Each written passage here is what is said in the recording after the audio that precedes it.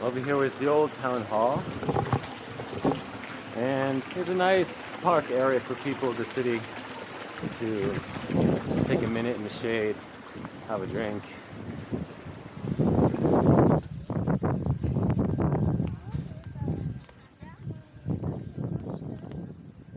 Years ago, when cars were removed from Jaffa Street, replaced by the light rail, this whole area became quiet and very pleasant, quite enjoyable. It was a wonderful development for the city.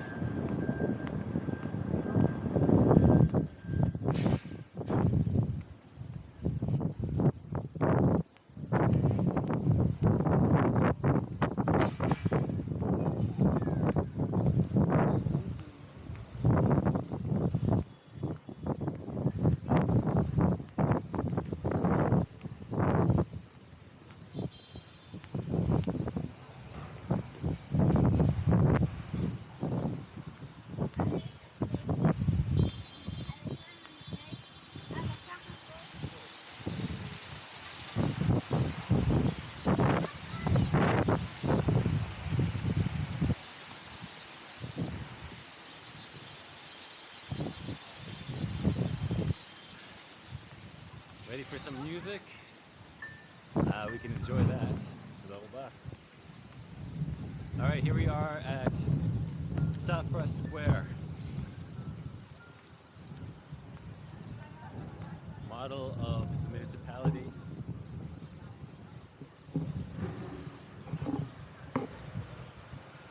Jaffa Street meeting Safra Square. And on display a famous map put onto tiles of position of Jerusalem, of Israel geographically as a land bridge connecting the three continents. You can see how if you wanted to travel from Asia to Africa on foot, on land, rather instead of by sea, you had to cross through the land of Israel.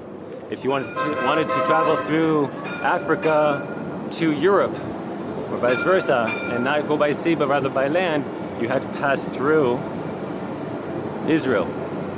And with Jerusalem as the capital of Zion, you can understand the strategic significance geographically that this land had throughout its history as a land bridge connecting civilizations, cultures, religions. When at the time that this map was made, this Christian European map, you can see that the New World, the Americas, had just started to be discovered and is just barely on the map here. So this helps to understand the relevance historically, why this land has been such a critical object of desire for kingdoms of the region. You had to move through here to reach your destinations, whether it's conquering neighboring kingdoms, cradles of civilizations, trade routes all move through here, and of course the capital of the land, and therefore of course the municipality structures of the capital of the land. It is central to modern Israel. You can see through there is the Russian Orthodox Church of the Russian compound. Another wonderful story over there relating to modern history. But you can see in this large square of the municipality, there are many events, public events that go on here, as well as the photography you can see on the walls. There's various different themes that are hosted here in this place. Now you can see that there's not a lot of people that come and hang out here. However, if you have a festival, a well-planned exhibition, people are very excited to come here and to enjoy, to participate, to see. This is a national meeting ground for various different purposes. I remember years ago, times of protest, when Israel pulled out of Gaza, this whole square was full of people silently sitting throughout the night, praying for some solution, some peaceful solution. So from art to national protest, this place has relevance and significance.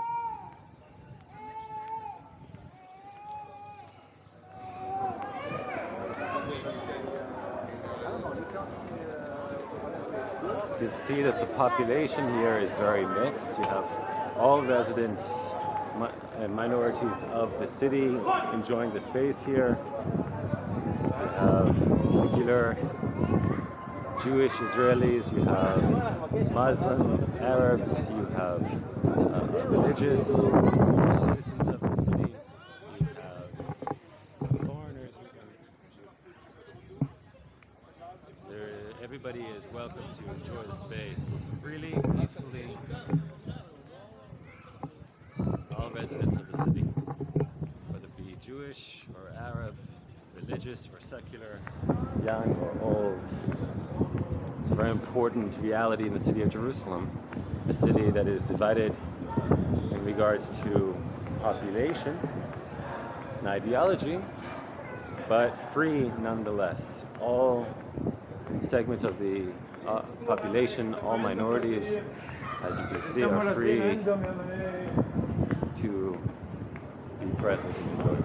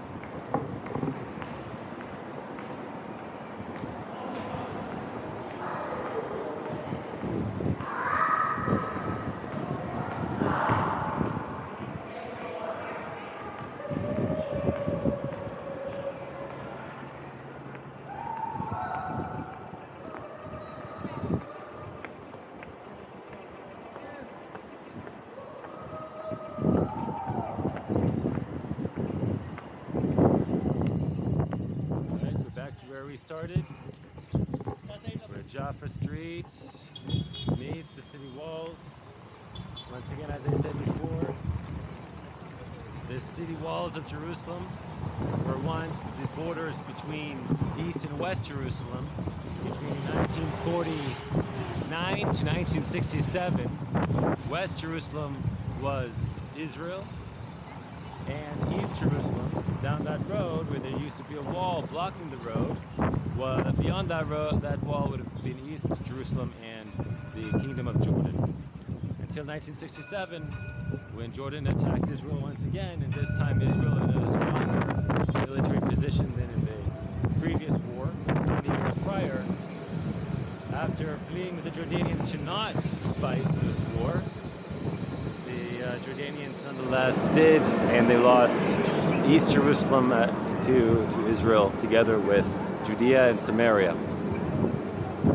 Judea and Samaria had been conquered by the Jordanians in 1948 and was annexed into the Kingdom of Jordan from the east side, the east bank of the Jordan River, and therefore the territory became known as the West Bank of the Kingdom of Jordan.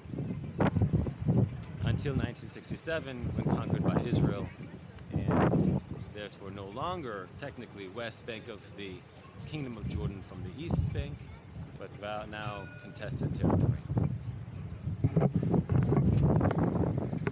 But for Jews, known ancient historical and biblical names.